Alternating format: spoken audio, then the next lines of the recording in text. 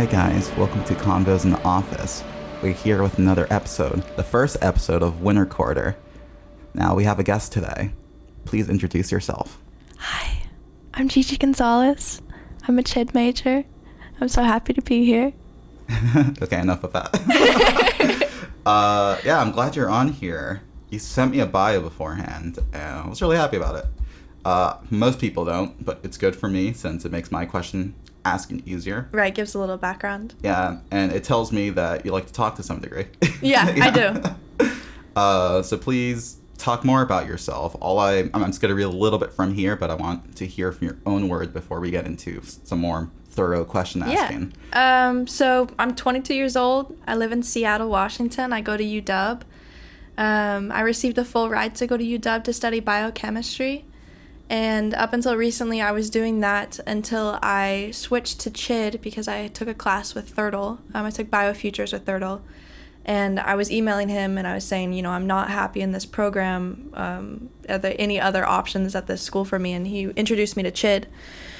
So now I'm studying CHID, double majoring with art, although I think I'm dropping that this week, which we can get back into later. And then I'm studying minor in DX Arts and minor in AIS. That's a lot, and I respect you for that. Thank you. Yeah, and I'm seeing your ethnicities here. Yes, yes. Russian, German, Native, and Hispanic. Correct. How does that play into your life?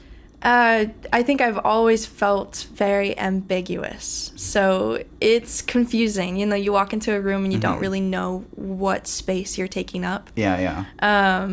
And it's always, somebody's perception is different from the truth.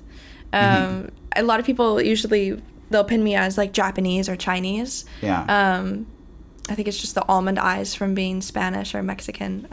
Yeah. But yeah, it's confusing and it's interesting. I think I'm learning more about it as I am in college, taking these classes. I keyed you in as Mexican very immediately. Oh, yeah. Okay, cool.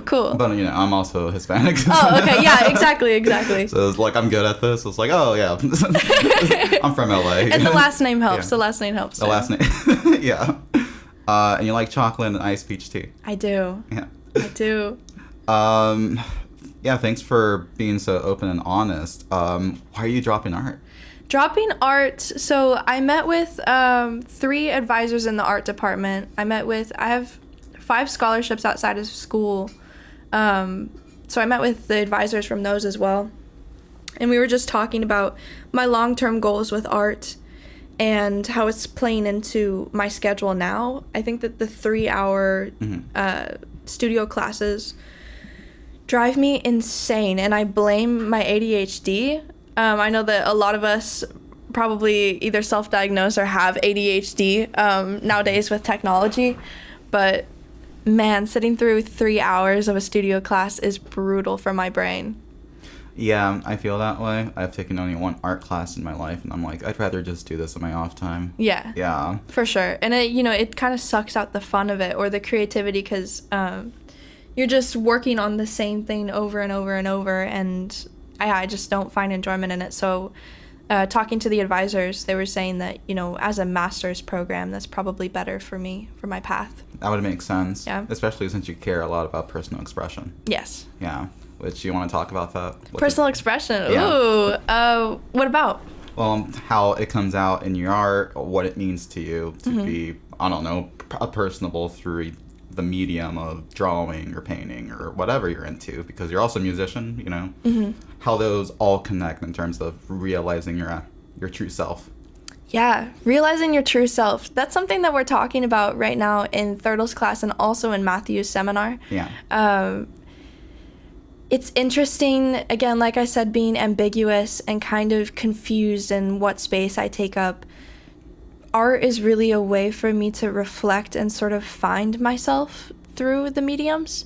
I think when I'm writing songs, I usually don't know what it's going to sound like. I don't have a goal for a genre until it's done. And that's when I can kind of reflect and be like, okay, well, I guess that my soul likes to express this and reflect on that. Yeah. Yeah, I've listened to some of your music. Oh, yeah? Yeah, I get slow core acoustic guitar vibes. Oh, yeah. Some of it, for sure. It's I would say it's very contemporary. Contemporary. Yeah, well, I don't know. I feel like I listen to a lot of music for a lot of the different reasons, but I am getting the sense that nowadays we like a lot of reverb and acoustic guitar in terms of expressing some sort of sense of isolation. Yes. Particularly in the quote-unquote sad girl genre. That's what YouTube Music calls. Oh, for sure. Yeah. And I'm definitely in that and proud of it. I guess I want to speak more about what you mean in terms of your identities, the multitude of your identities, and how that's grappled with within your art. Yeah. And, particularly in your music, because personally, I don't think I've heard that. But I don't know, maybe break down some lyrics or some themes you think of when you're sitting down and writing something, because you're also a lyricist, and lyricists are poets. Yeah. Yeah, and I know me, like I rewrite my lyrics so much just to really capture an essence that's true to me. Man, lyrics. Oh, that's a whole different story. So when I sit down to write a song, I first start off with making my own synths or creating the guitars for the underlayers. Yeah. Then I figure out the panning.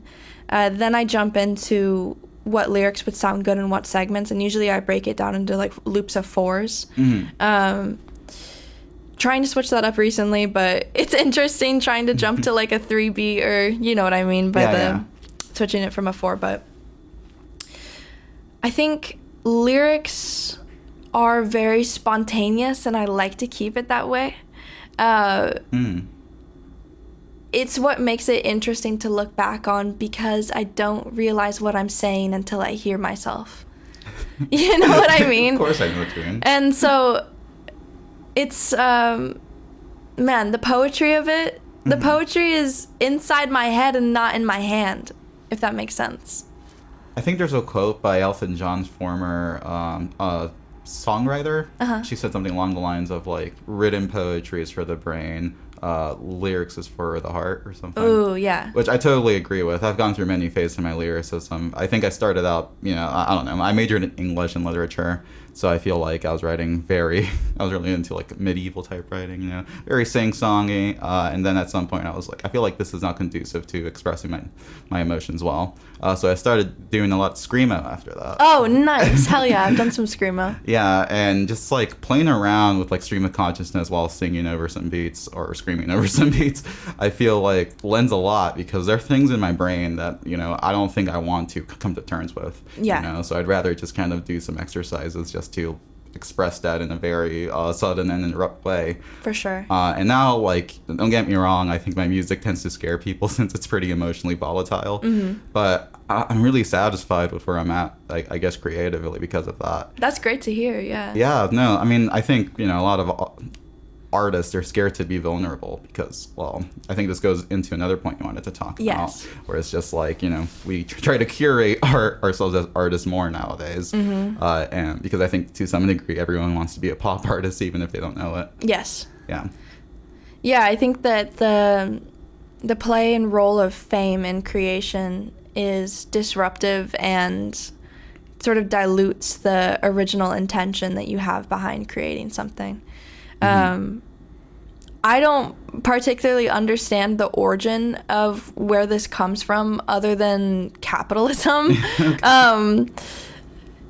Do you have any thoughts on it, or? Romanticism. Romanticism of fame and romanticism of curating your persona for an audience. Yeah, or even the actual like historical period of romanticism. Yeah.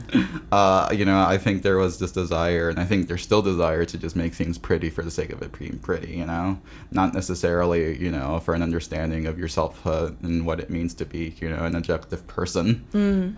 Which like I don't know, this is something I hear a lot, especially from a lot of other students. It's like, whether it's a paper they're writing, I feel like it's always to appease a certain thing, whether that's, their friends, an audience, or in a lot of cases, their advisor. And, to some degree, that kind of lends itself to artistry as well. Obviously in a more direct way, because as you said, yeah, capitalism is a big part of the music industry.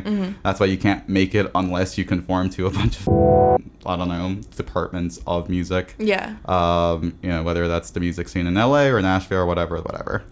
Well, and you said you're from LA too. Did you make music down when you were in LA? No, I started when I moved up here. Oh, okay. Which is funny. I mean, I was kind of active in the local music scene there in terms of going and seeing, which I think has lent me a lot of, you know, perspective. Because the LA music scene is a lot more diverse, I would say. But in terms of, I don't know, actual influence, I feel like the music scene up here has helped me a lot. If you want me to keep talking more about that. Yeah, I mean, I love to know your thoughts on the music scene up here versus down there, because I think I'm from Spokane, and the music scene over there is a lot smaller, but it feels not more passionate, but more driven by the creators to make it big, in air quotes. Yeah, I feel, strangely, I feel like Seattle is more decentralized in that way. I think in LA, I think people want to be great, but they, you know, I think there is this kind of ugly kind of underbelly of, I want to be great in the city a lot of the time in terms of like me going to shows and whatever, whether that's, you know, jazz, bluegrass, because I like bluegrass, or a lot of the time synth pop is kind of like the big thing there, which has been since like the like 2010s. I was going to say the resurrection of the 2010s for sure. Yeah, and you know, as much as people would love to say they're like anti-capitalist or whatever, like record labels, even the small ones, tend to just kind of lose a certain vision after a short time. I remember when Burger Records was a thing in LA or in Orange County, which is supposed to be like, you know, a bunch of indie people who did like a pop punk for a bit, and like just remember it was just so fake, but people viewed it as so not fake. And I feel like in Seattle people are just kind of coming to terms of like, oh, this is, you know, just music, you know. But like I'm also not in the most conventional scenes. I don't know. I used to be like an audio technician around here, like for a mutual aid a while back. Not going to mention the name because it ended horribly for me. But like, you know, I saw a lot of artists come and go, and I mean, there are, you know, bands and people that kind of fall within that box of like, oh, it's obvious that you want to be popular. Yeah. And I think up here, I feel like the genres that kind of aim towards that is a post-punk for some reason. Yes. And just, you know, typical rock dude bands. But that's everywhere. There's rock dude bands everywhere. But there is a fetishization on emo and goth up here. Yes. Which is kind of weird to me, honestly, because I feel like it's a lot more real in LA, personally. Because I think they just come to terms that it's kind of like, I don't know, this aesthetic. Yeah. You know, but I think I call myself more of a beach goth, you know, aware that there is a commodification of the goth image already, rather than what the hell's going on here, which is a lot more exclusionary in my opinion. Yes. Yeah. No, I've had my own experiences with, you know, communities around here that are very exclusive and just unkind in the punk scene. Which is sad, because I think that the underlying, you know, motive of punk is to kind of have an escapism of what is keeping you down in your daily life. And so to have it be exclusionary just sucks. So what you're saying there is really funny, because I think these people in these spaces would call, you know, what they're doing a community. Yeah. Which begs the question, what does it mean to be a part of a community? Yeah. You know, which, because I think this also lends to something you wanted to talk about in regards of attention, right? And, you know, whether that's online or offline, there is going to be this attention economy. And unfortunately, I think in live spaces, particularly in this city, since I've lived here the last 4 years, I feel like you have to look a certain way in order for people to like you within scenes. Ooh. That's interesting. I'm somebody who I like to put effort into my appearance. Yeah. I like to feel pretty. And me too. I think that when I'm out at these shows, it's a confrontation with my appearance more than I would have expected going into it. Sure. So yeah, I kind of agree with your point there that, you know, again, back to the attention economy, it's kind of like, how do you capture somebody's attention online and offline with your presence? And I really hate that. I hate that. I don't think that that's ethical or aligns with my morals. It's gross. Yeah, I have a cynical opinion on this, and I love playing devil's advocate, but if you have another opinion, please say so. Yeah. I think you kind of have to play the game in that regard if you want people to take you seriously. Yeah. And what does it mean for somebody to take you seriously artistically? Okay, so I come from the perspective that I'm a trans woman trying to, like, perform in front of people, right? And I feel like I always have to take this kind of rational egoist approach to lend the word from Ayn Rand, which is funny. But I know that I want an audience. And I know I want that audience to, look at me and be like, okay, I want to pay attention for however long this person performs. But it's also onto me because, I'm in the belief that people inherently just don't take me seriously just based on, I don't know, contemporary culture. Yeah. A lot of trans women, regardless of where you're at, are demeaned or viewed down upon in some sort of way. Just like, a lot of other queer identities. And, especially for me trying to break in even to, I don't know, the trans social scene up here, it's so white.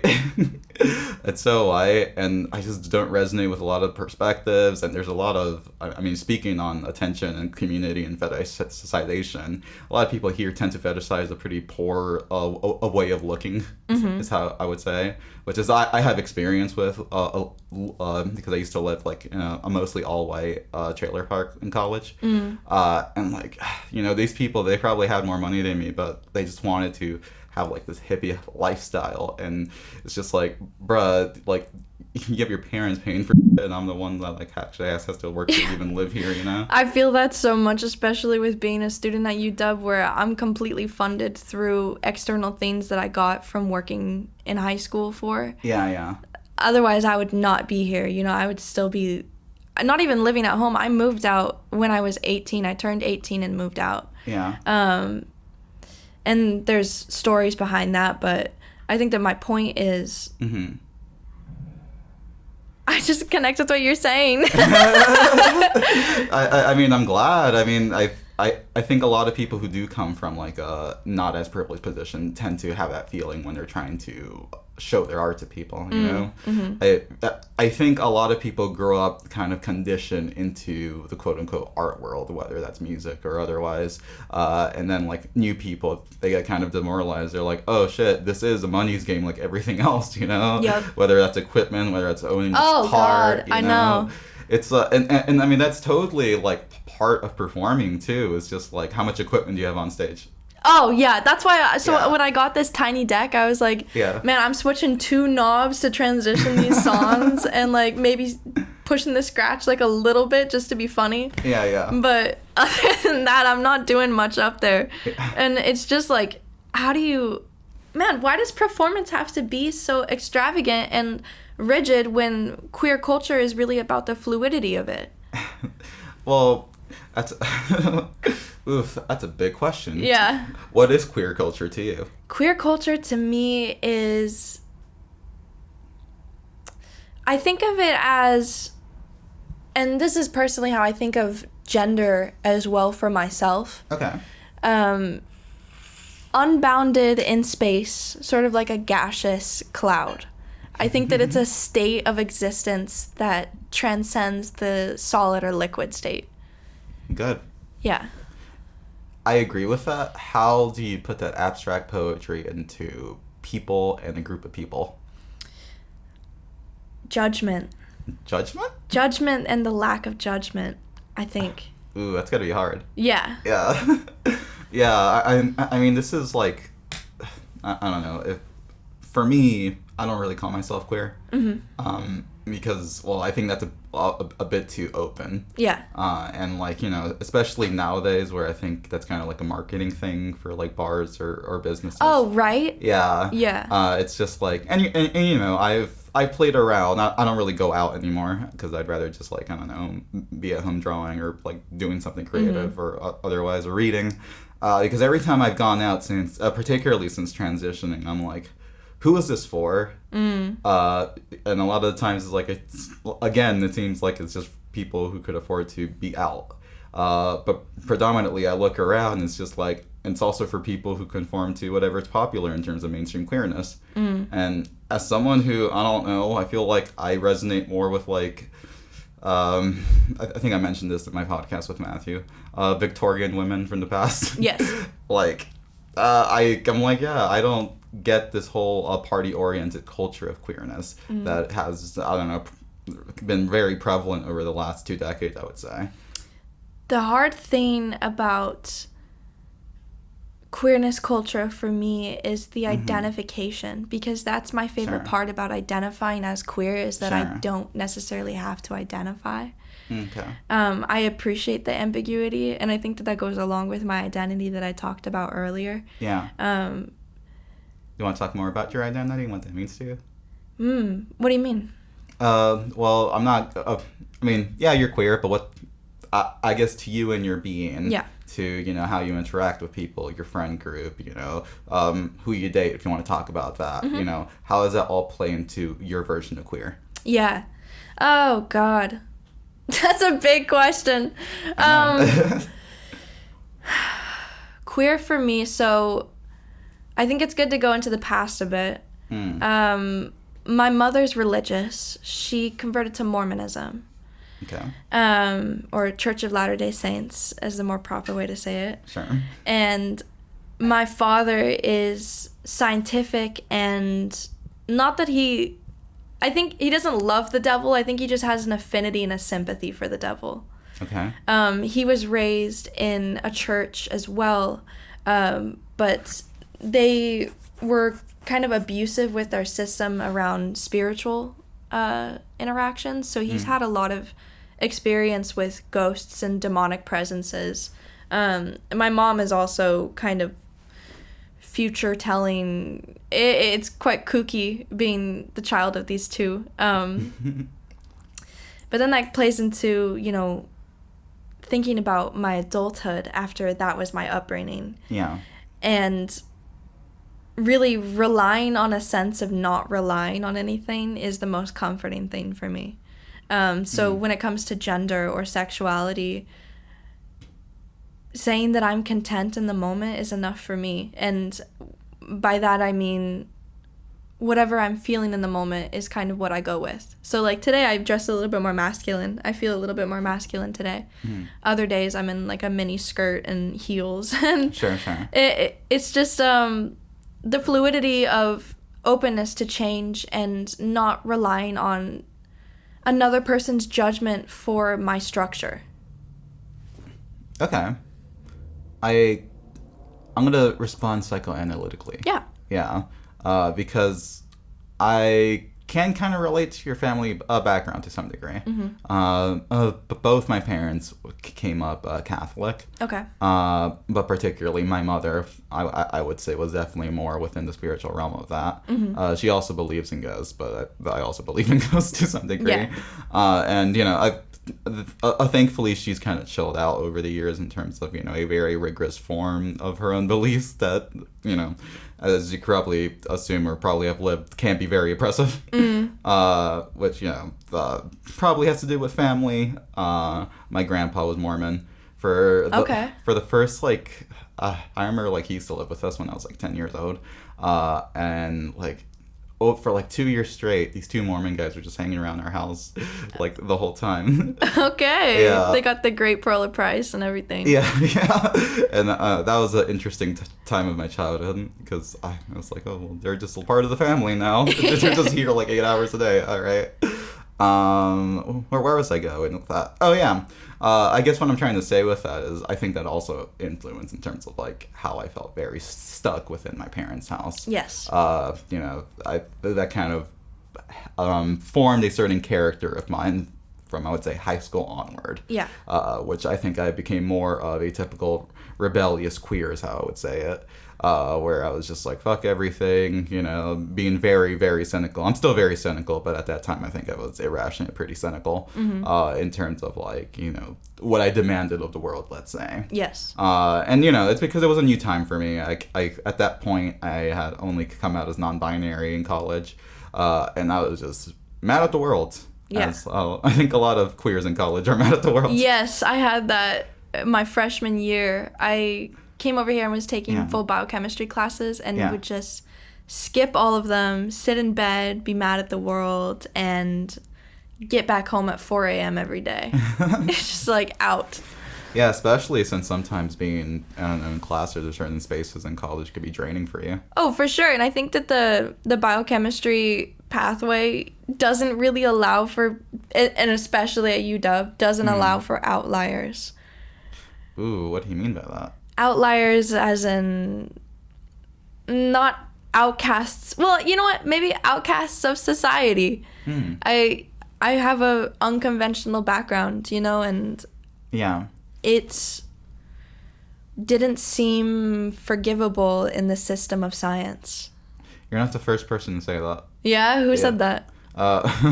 Not someone in Chid. Oh, okay. I thought Thurtle maybe. No. I mean, he'll probably say that. Yeah. But actually, a biochemist that I know, and I can't talk about her. Yeah. That's okay. But I think, unfortunately, that is prevalent in a lot of sciences and non-humanities here, which is like really unfortunate because I think it has to do with how I think people have been socialized and centralized in society. Especially after post-COVID, too. How so? I mean, the sense of your identity online and offline. Sure. Pulling up to Zoom meetings versus in person. That was one of the biggest stressors for me with, like, anxiety-wise was the in-person classes starting up again. Because my freshman year, we were just leaning out of COVID. I got quarantined for, like, a month during my freshman year. Oh, okay. Yeah, the impact of COVID socially on that. But I don't think that was entirely touching the point you were talking about. Back to what you were... Yeah, I think what I was talking about was... I think it goes back to how media influences us. And I think it, again, has to do a lot with attention. I think what catches people is not a real output of self online, but like, what do you expect out of a person who's gay, queer, lesbian, non-binary, trans, especially just looking at, like, I don't know, Instagram feeds and whatever the algorithm throws at me. It's like, it's always the same type of trans woman, it's always the same type of trans mask on my feed, right? It's always like a trans mask who's like a super thin and kind of muscly, and showing off like his top surgery, or it's like some white trans femme who's like super hard trying to be like the ideal white femme person, and it's just like, well, the world is telling me that these are the two options just based on what is being created and what is being promoted and who is consuming this, as much as I would love to blame algorithms for how decentralized things are nowadays, which, I mean, to some degree, yeah, I think a lot of the times I just blame people's lack of willing to understand that there is, varieties in anything. I did have, so one of the things that I'm talking about in Thurtle's class that's about the body and space and mind. I got assigned to the unit to talk about neurodivergence, which is ironic. I'm on the spectrum a bit. And that just makes sense to me. Oh, yeah, for sure. And one of the things that I was wanting to talk about was, what's the idea of a spectrum? Is it a linear point that you can pinpoint somebody on, or does it transcend a dimensional existence? I think it's 3D, yeah. Yeah. I think it moves exponentially and logarithmically. Okay. So basically what I'm trying to say in pretentious terms is it expands and contracts constantly. Ooh. Yeah. Like, it can be a line, but behind, each point of that line, there's a lot of a subset of what's going on to the person. Yeah, it could be like that, too. It could be a wave and, like, it's, an XY axis. At least for myself, like there's a lot at play, and using terms that are definitive, like, oh, everything is postmodern or everything is modern, right? I think isn't very helpful. I think you have to break it down depending on like what you're talking about. Like for me, like, whatever, pronouns she, her, I'm taking estrogen, and I'm gonna keep taking estrogen until I die, because that's what my body is telling me. Fuck yeah. Thank you. That's what my body is telling me that like it needs and it wants or whatever. But in terms of like, presentation of self, it fluctuates. And I guess since I'm talking about this, it's going to be a whole conversation on self and memory, and expanding beyond your inherent feeling. Yes, expanding beyond your present. Ooh, yeah. I love that. Right? I love that. Leaving yourself in the past and trying to predict yourself for the future. And this is something we've been talking about in our focus group a little bit, because, if we could talk a little bit more before handing the mic down to you. Yeah. Like, for me, what I've noticed has really helped me in terms of actualizing my true worth is getting just influence from other people, I'm also on the spectrum in the more loud, socially autistic way, as I would say. But, like, I just love talking to people. I love getting something out of that. And what I've come to terms with over the past few years is I also, like paying homages to people. I like, sometimes I'm dressing myself in the morning for work or whatever, and I'm like, God, why can't I find the right shirt? And then, like, I fuck around a little bit, and then I realize, I'm like, oh, this doesn't seem like, it's typical Sophia, but I could definitely see other people in my clothing today. Yeah. And that makes me feel not only, I think, comfortable, but a bit more seen. Yeah. Because I think subconsciously we're all influenced by external factors. Is whether or not we want to let ourselves be influenced by external factors is a different question. Again, that's going into something more psychoanalytical, but I could see how that's influenced my own, not only art, but desire to create art. For sure. Like, we all go through phases, and sometimes, we don't want to draw, we don't want to play guitar. But the choices you make and what you want to do, you might want to, like, pick at it. Oh, and that's one thing I've been saying in my relationship lately, too, is whenever we have conversations where we're like, oh, man, back to the guitar reference, I don't want to play today. I really don't feel like playing. I'm, like, very upset and angry and don't feel like picking up the instrument. Yeah. And then I'll tell myself, I'm like, you know what? That's where the hard work comes in, is, like, when you challenge that mindset and tell yourself to try something new. Yeah. To pick it up and see what you create. If it's a completely different genre for the outlet of mood that you're feeling. It's fun. It's fun to play around with your consciousness. It is. I'm assuming, just based on that you were taking an art class recently, or you are taking an art class? I am taking one right now. Yeah. I'm assuming you went from music to art is kind of your pathway, right? Yeah, I just did an acrylic self-portrait. That's cool. Thanks. What led you to, wanting to start doing that instead of just focusing on your music? And again, it goes back to my identity around air quote queerness is the only way I can word it. Okay. Is that I prefer to be fluid with every medium.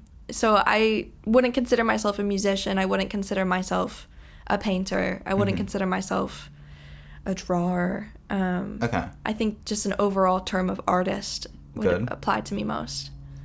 And what about drawing? What does that give you that music doesn't?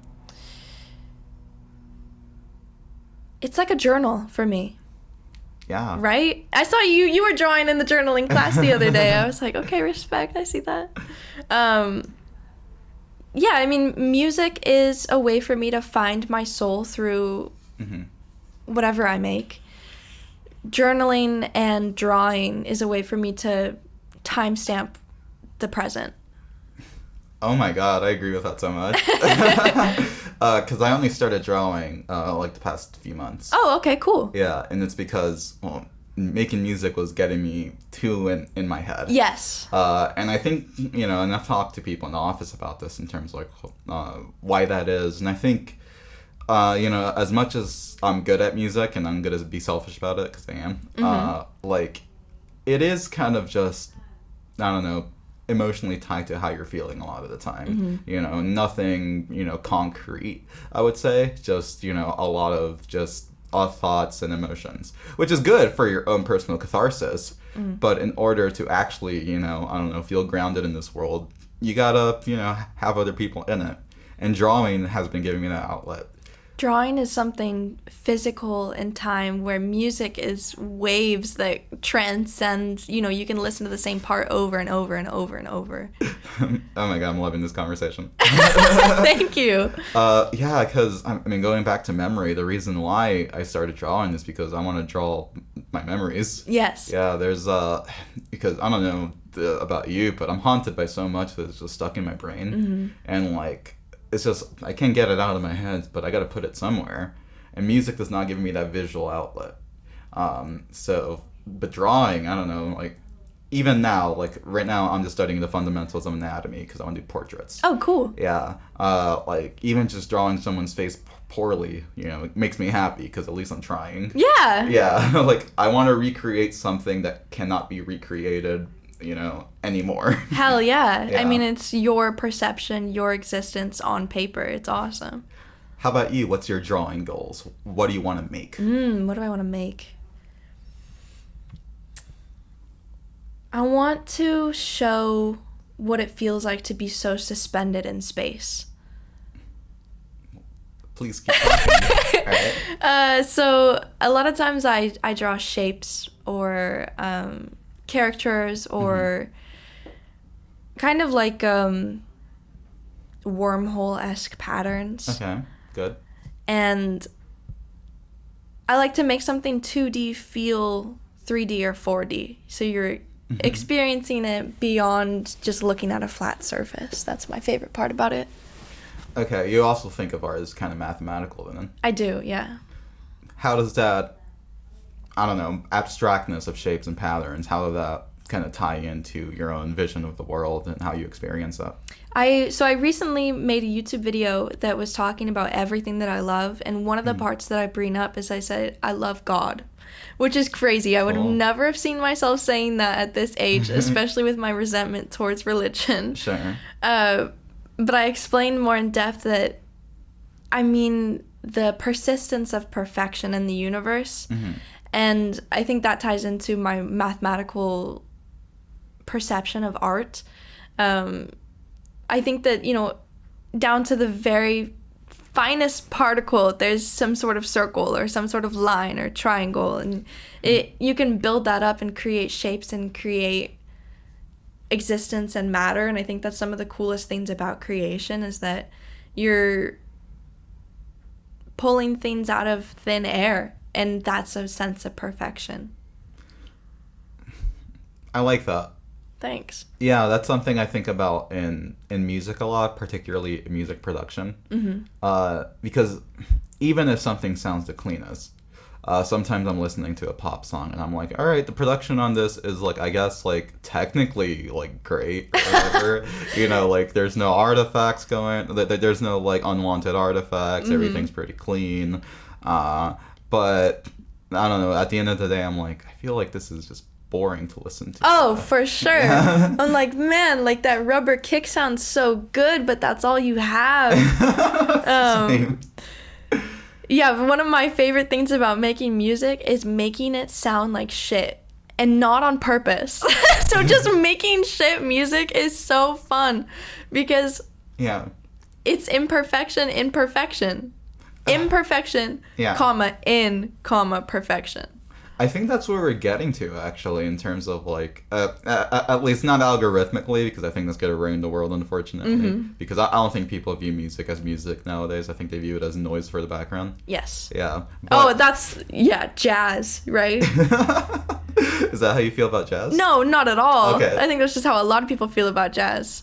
Oh, I'm like, oh, this is so pretty. I'm going to leave it on in the other room. While I drink some champagne and talk about my day, yeah. I think there was an Atlanta article that ended like that, where it was just like the person writing it was criticizing, music production and, how we listen to music. And like, oh, Alexa speakers or whatever nowadays, and how it's like, oh well, you don't really get the full intention of its creation. But then she ends it kind of in a pretty note of like, oh, but me and my husband were like drinking coffee in, you know, near the Christmas tree, and Alexa had this playing, it just set the mood right. And I'm like, why'd you end it like that? It's like, you didn't have to put that there. Yeah. I'm like, sure, I get what you're saying, but like, you could get the same experience with silence. I don't know. I'm scared. I'm terrified of the American experience. I have that on record. I am too, which is why I got rid of Spotify recently. Oh, okay, cool. Yeah. Streaming services, bad. I mean, I still use YouTube Music. Okay. It's just in terms of how it was doing it algorithmically, it was a bit too scary for me.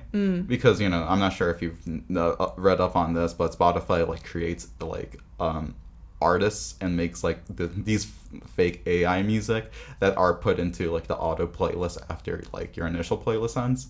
So it's just like, you know, you're not listening to like an individual or groups or even labels, you know, creation. You're just listening to something Spotify paid for. Resonating with a computer.